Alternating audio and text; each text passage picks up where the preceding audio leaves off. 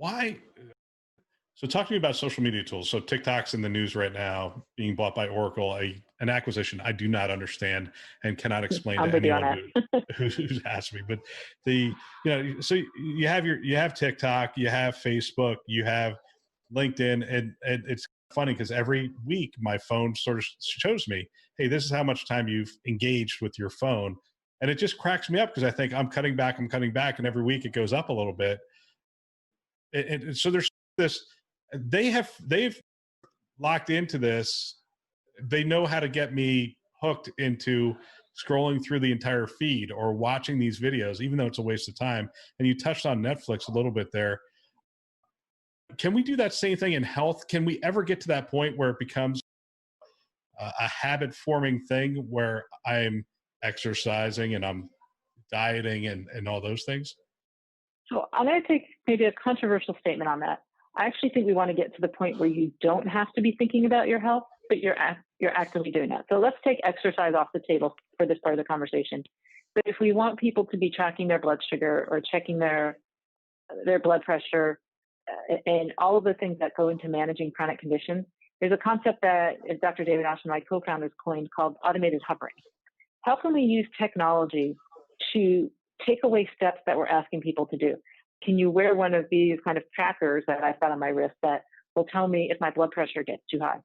Or are there ways that you can track my blood sugar if I'm diabetic without me having to think about it? And you only alert me to when I need to know. So that way I can live my life with my chronic condition, and you're using technology in a way to proactively tell me.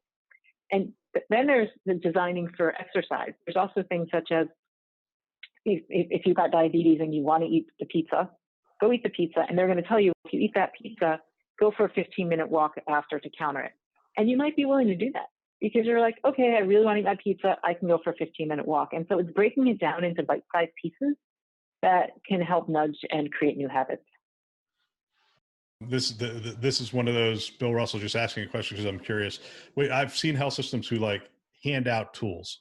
They like give them away. Yeah. Is there something about investing in the tools that when people actually have paid money for a Fitbit or whatever, that they're more prone to use them? The short answer, I don't have data behind this. I like to qualify because I'm a very data-driven person. You're more likely to start using it, but it doesn't mean that you're going to stay engaged. So you extrinsic, intrinsic motivation. And if I go spend money on my Fitbit, it shows up, I've already exhibited the fact that I'm interested in using it because I've gone and purchased it and it shows up. Great. You're hitting on an interesting point that if my health plan just sends me something, I never asked for it, I might not even open the box. I'm not intrinsically motivated, and so I might not use it. The longer term implications could end up being the same, but if you actually spend the money, you're more likely to start using it. And we actually work with a lot of health plans who do send these remote monitoring devices to people, or even in COVID, trying to get people to do close gaps at home and send the kits back. How do you actually get people to follow through when they never asked for it?